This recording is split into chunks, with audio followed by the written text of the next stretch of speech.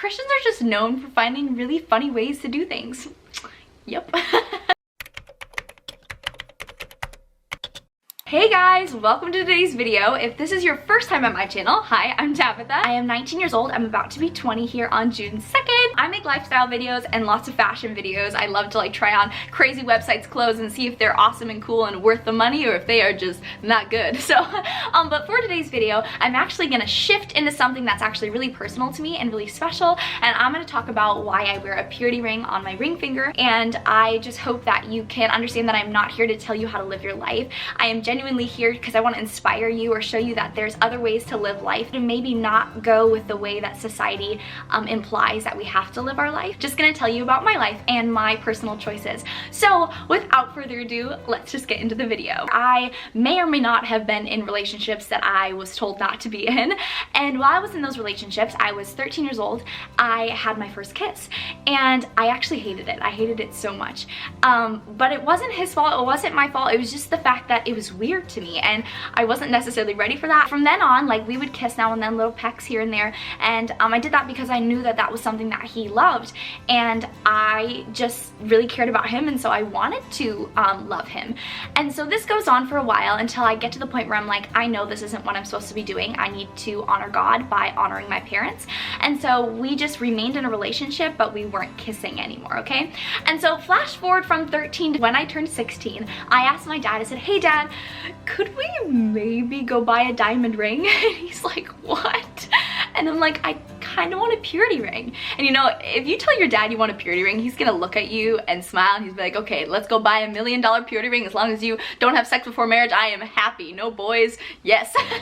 And so pretty much he takes me to the store and we look and I don't find any rings that I like. We look and we look some more and I don't see anything. And then all of a sudden we get to a store and I see this ring and I'm just like, oh my stinking word, that is the one. But of course, as I love beautiful, expensive things, it was the most expensive ring. It was around like $700.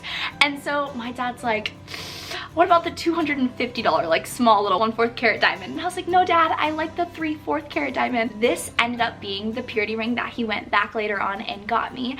And ever since, I have loved it. It has been through some pretty funny situations with me, but we'll get there in this video maybe. So we went out to dinner. So I went with my family, my sister, my mom, and I, and we're sitting at this place called Buca de Beppo, and we're eating. And pretty much what my dad did was he wrote out this little thing and he put it in a nice pretty folder, and they read it to me, and it was pretty much vows of me promising to keep myself clean and pure till marriage and honoring my father, and not only that, but my heavenly father. And so this was just such a beautiful time for me, and I just like, and even thinking about it, I could almost cry because it's just so special to me to be able to promise that to my father. And something super cool too though, my dad promised that if I keep myself pure until marriage, that he's gonna pay for my wedding. And so I was like, that's just super cool. I mean, I want to do it anyways, no matter if he did or didn't. This is a personal choice too. And I actually have a video if you guys want to see why I'm saving myself till marriage. So I get this purity ring, and a lot of girls ask me, they're like, Tabitha, like, aren't you worried that you're gonna miss like Mr. Right? Like, he's gonna see that you have a ring on your wedding finger and he's gonna be like, oh, she's taken, bye. And yes, that fear has 100% crossed my mind. But what I realized is that if somebody really cares about getting to know me, they're gonna come up to me and they'll be like, hey, congratulations, like, are you engaged? And this has happened multiple times. It actually just happened like 3 times this past Sunday. And what I'll tell them is like, no, actually this is a purity ring. And what happens is I'm able to show these guys or these girls that ask me that I'm a woman of God, and I'm not afraid to put on, like, wear on my sleeve, literally, the fact that I am a Christian and that I know that I am so worth it, that I am going to save myself for somebody who knows that I'm a princess and is going to treat me like the woman of God that I am. And so this is where I want to quickly pause my whole purity ring story and actually go back a little bit to when I was 15. So after being with the guy that I was with when I was 13, when I turned 15, I kind of was still in a relationship with this guy, but I also was starting a relationship with a new guy. Super not a good idea, don't recommend it, don't cheat on people, doesn't work out, but that's a story for another time. But what I do want to tell you is I was actually at the lake one Saturday morning, and I was with my girlfriends, and we were chilling and we were talking, and we find this little red leaf, and it was in the shape of a heart. And we were like, oh my goodness gracious, this is so cool. Like, we had just been talking about purity and how we thought maybe we wanted to save our first kiss till marriage. And you're probably like, Tabitha, whoa, wait a second, like, you already had your first kiss. You're totally right. But what I realized was, I think think I maybe want to save kissing until marriage. And yes, I've already kissed this guy, but at this point in time, and even now, I don't actually remember what it feels like. I don't know if that's just because it's been so long. I don't know if that was because God has delivered me from the weird feeling that it was. I don't know. What I do know is my girlfriends were all sitting there talking, there's 3 of us, and we're like, let's try to save our first kiss till marriage. And the reason this conversation came about was because at school, we had a Spanish teacher who told us a story about how, I think it was she or a friend of hers, saved her first kiss until marriage. And so they're at the wedding altar, and the pastor, priest, or whatever says, you may now kiss the bride.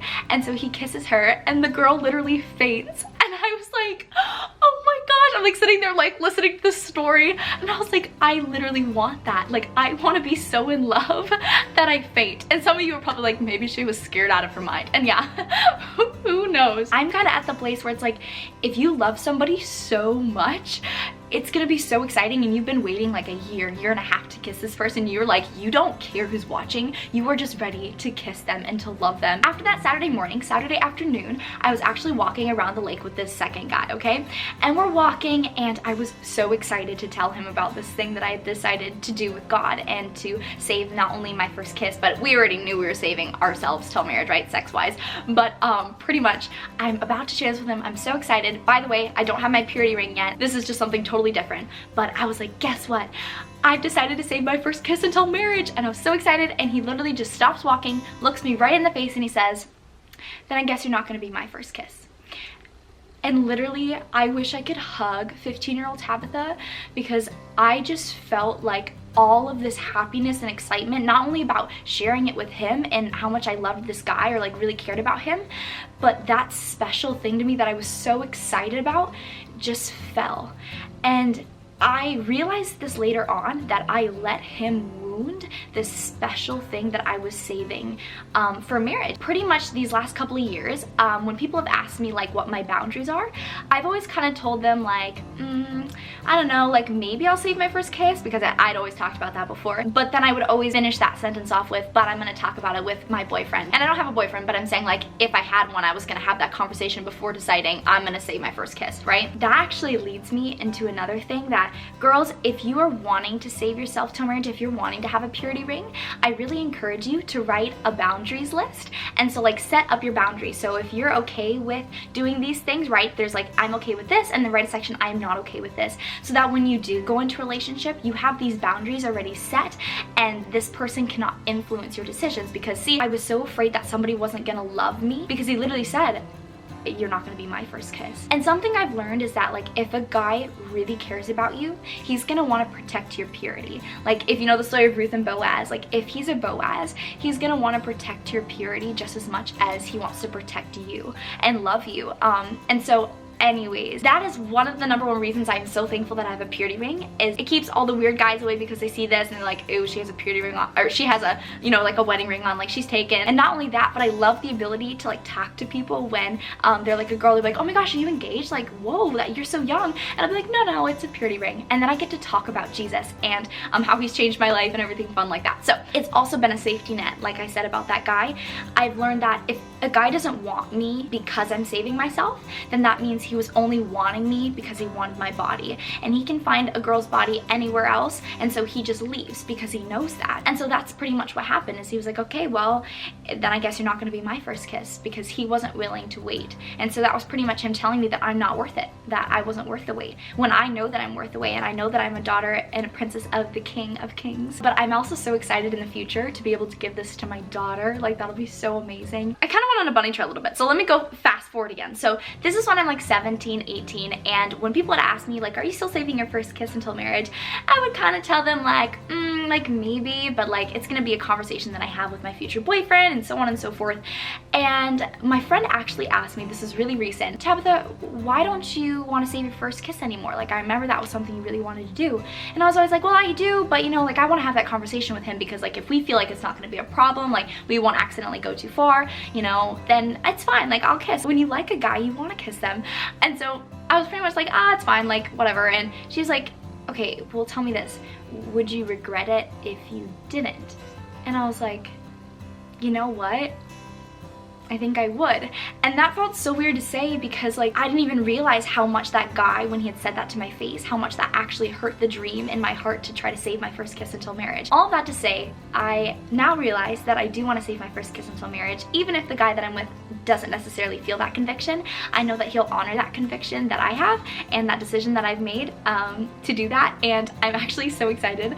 I've met couples before who have saved their first kiss till marriage. I've done like a couple weddings, like I've served at as like a waitress, and it's so cute. Like they're literally so excited and they tell me, they're like, it's literally so hard. Like you get so close to the person, you just want to kiss them, but then you decide no because you're waiting. It also helps you get married a lot faster.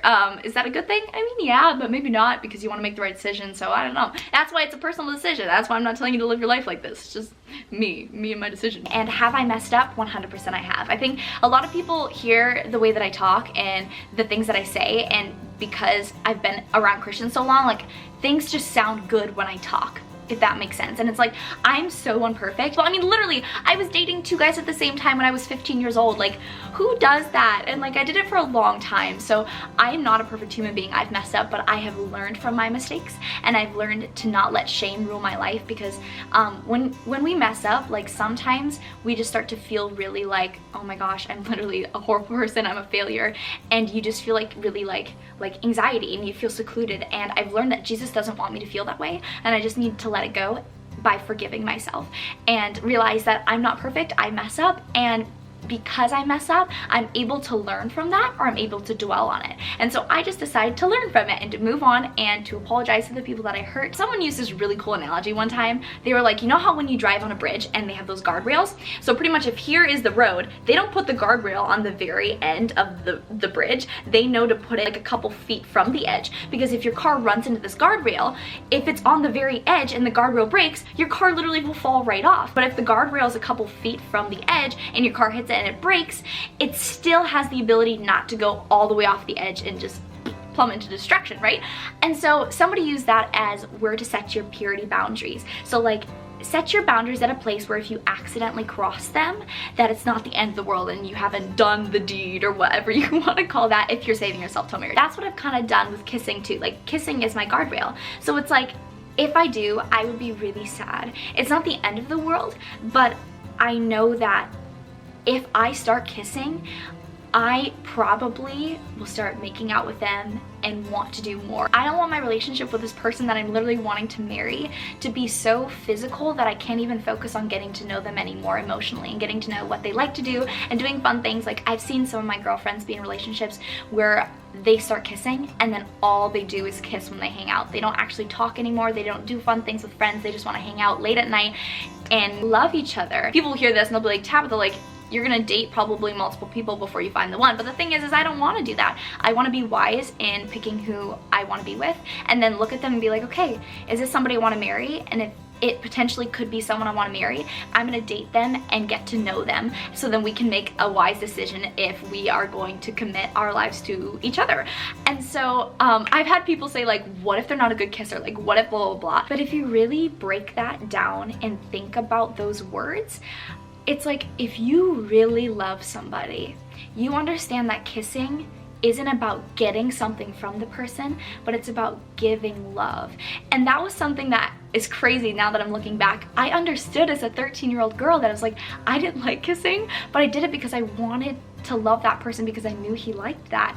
And so anyways, all that to say is sex isn't about getting some pleasurable thing. It's about giving and sharing that intimate moment with this person that you're gonna be with forever. And so I've kind of looked at it too as like, if I'm dating somebody and like worst comes to worst and they end up not being the guy that I marry, I want to be able to look at their wife one day and be like, I promise I took good care of them. Like, I didn't hurt them, I didn't use them, I didn't physically take anything that is yours. Because I hope that whoever is with my future husband right now, hopefully nobody, but they will be able to look at me and say that one day too, because I hope he's not sleeping around. I hope he's not looking at porn or doing things with anybody, but that he's waiting for me because he knows that I'm worth it. There is this book called A Man Worth worth waiting for. I've talked about it so much. But there's this chapter 5, it's called Sexual and Holy. And I want to read this like little bit to you because it is literally mind-blowing. Okay, so there's a story in the book and it's about this guy named Ted, and he's kind of with this girl named Claudia, okay? So one evening we were invited over to Claudia's house for pizza. Claudia's a cheerleader and this guy's like a football player in college, okay? Claudia and Ted were like super popular, so all the girls are over at Claudia's house for dinner. When we arrived, we were thrilled that Ted was there.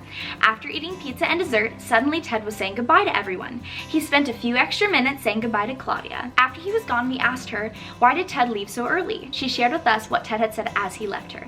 He had said, I love you too much to stay late tonight. The temptation would be too great. All of us just sighed, and I remember praying that night, Lord, I want a man who loves me so much that he will walk away rather than give into the pleasure of sexual temptation.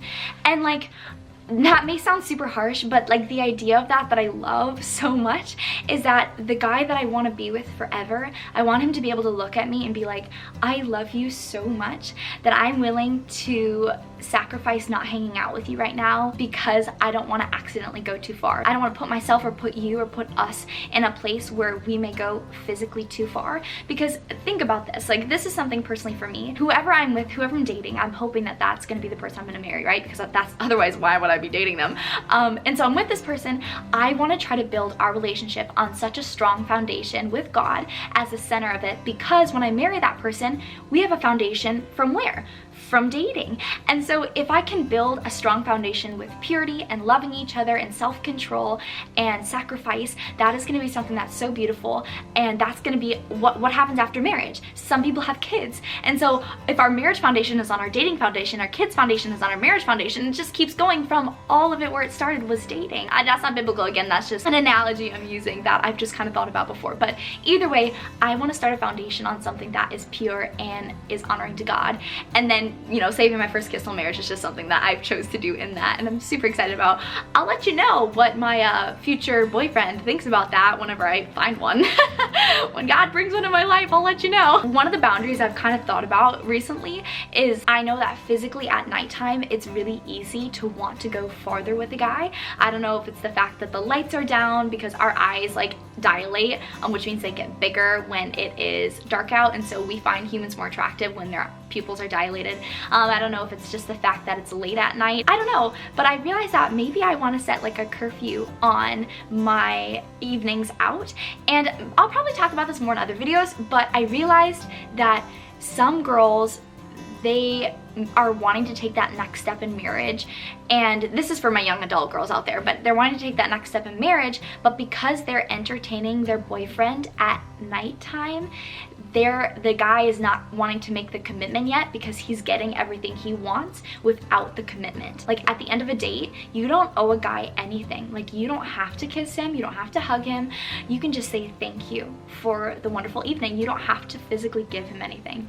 And that's so hard to think about. Like I remember reading that and I was like, well duh, I know that. But I was like, do I really know that? Because I feel like society kind of implies that we have the ability to physically give ourselves away, so why wouldn't we? Like if we can make a guy stay, why wouldn't we physically give ourselves? Also guys, I have friends who don't have a father in their life and they still have a purity ring, and it's a decision that they've just made between them and Jesus. And like you can totally just be like, hey Jesus, like I don't really have a dad, and so, or like even maybe your mom and dad aren't Christian, you can ask Jesus and be like, hey, like can you give me a purity ring?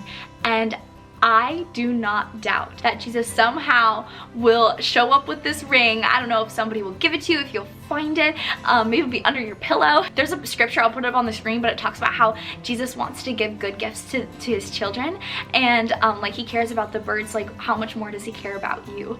And so just to encourage you guys with that Jesus loves you so much and he's so proud of you. And if there's girls out there who are wanting to save themselves until marriage, girl, you go girl. I'm so proud of you. And again, kissing isn't something you guys have to save for marriage, not at all. My goodness gracious, like this is not biblical. This is just a personal decision. You could call it a conviction that I feel like I kind of want to do. If you girls are sitting here and you're like, Tabitha, like I've already lost my virginity, don't feel like God can't renew that, because as I said, again, kissing is different than sex, but at the end of the day, I've already had my first kiss, and yet here I am telling you I'm gonna save my first kiss till marriage. And I totally believe God can completely renew and do that. I mean, my dad, he was not a virgin when he married my mom, and my mom was, and they gave their hearts to Jesus around like a year before they got married, and here they are living happily ever after, and they are doing just fine. God can do super cool things, and it doesn't have to be perfect, because the thing is God loves you just as you are. There's nothing that you can do to make God love you any less. After saying all that, thanks for sticking it out to the end with me. You're the real MVP, and I will see you guys in my next video. Bye guys.